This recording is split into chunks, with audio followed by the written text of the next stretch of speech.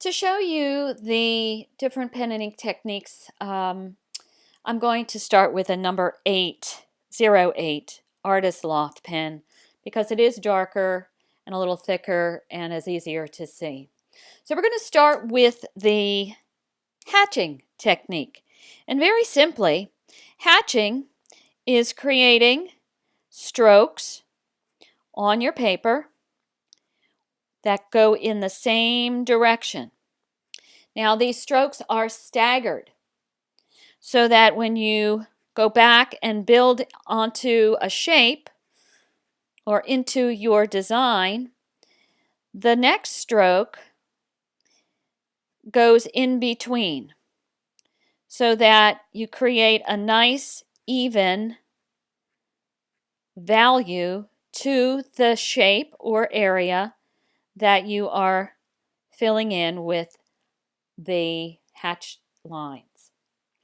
If you want, you can keep those lines consistent and without staggering, and you will create a texture that has some line in it.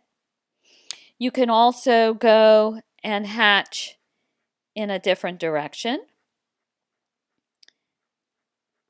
and this creates a pattern of texture as well. Cross hatching is hatched lines in staggered order to fill a space or a shape, going in one direction first and then going in a different direction. So, again, the crosshatch can be staggered.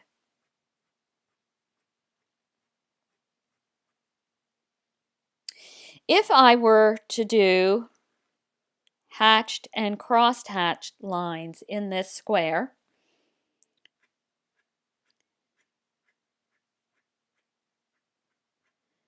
I would try to stagger them. Some would be shorter, some would be longer. And then crisscross with some more lines. And I could turn my paper, but right now I'm just turning my arm, which is not a good idea. It's better to turn your paper. But you can get your cross-hatched lines looking pretty uniform to create a central value.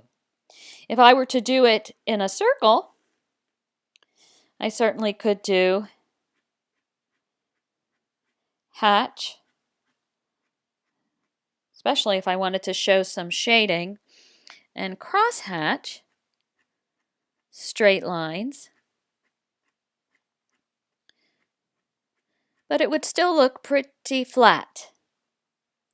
So a suggestion would be contour lines as hatch lines, and they are lines that follow the shape of an object.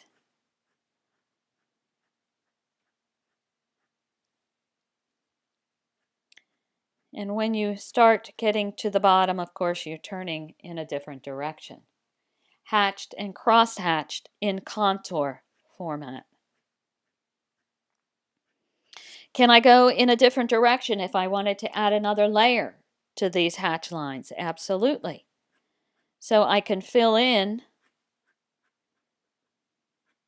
with another layer with my hatch lines going in a third direction.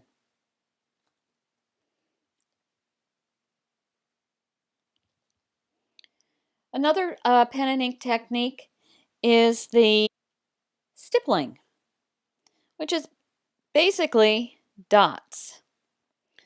All right, now, one of the things to remember is if you're filling an area or space with dots using the stippling technique, that you don't want your dots to go in an even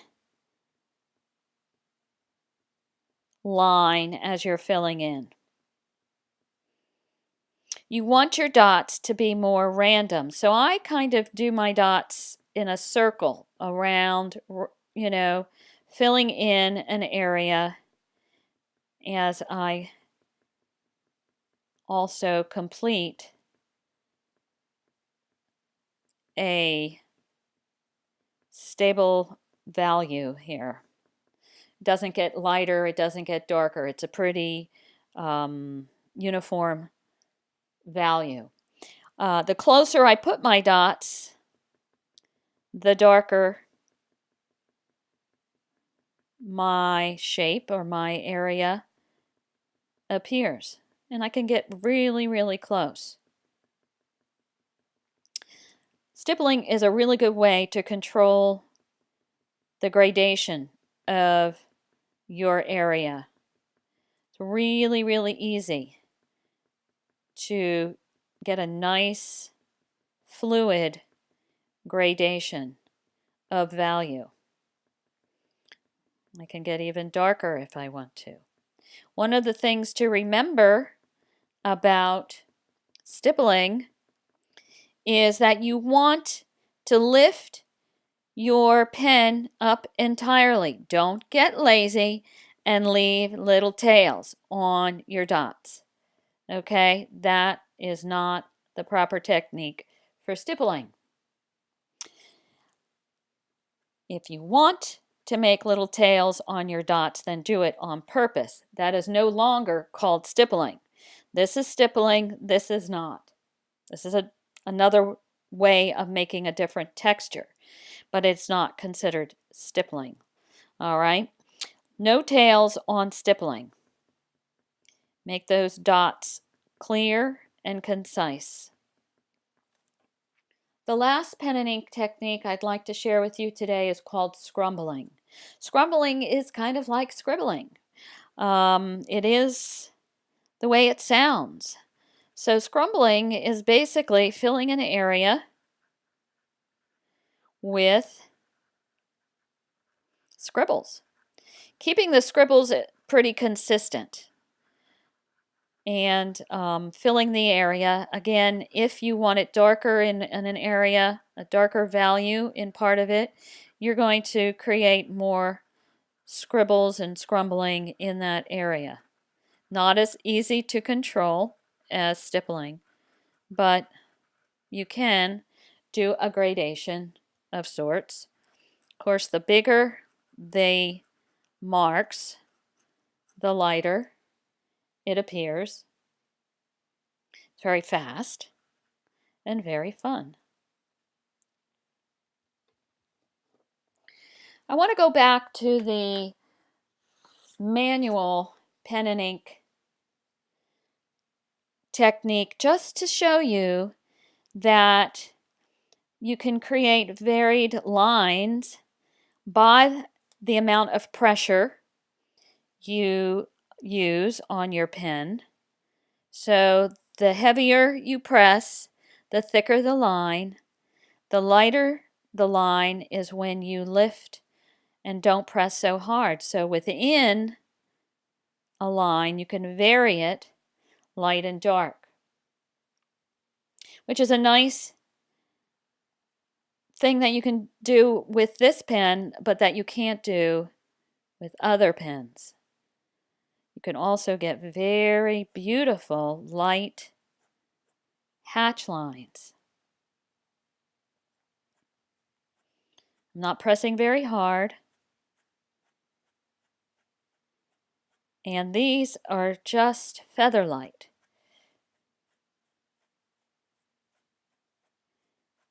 And very delicate. And you can always tell when someone has used a more traditional pen with the nib, pen and ink, than with a regular automatic pen that has ink in it.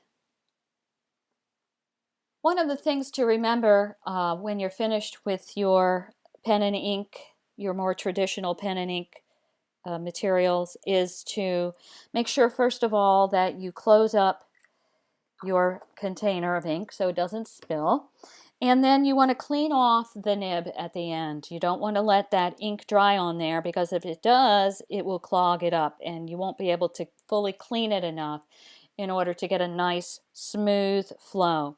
So I run it under water, and then I just dry it off with a paper towel. And I want to make sure that all of the ink is off and it's cleaned out really, really well, so that I don't have to replace it.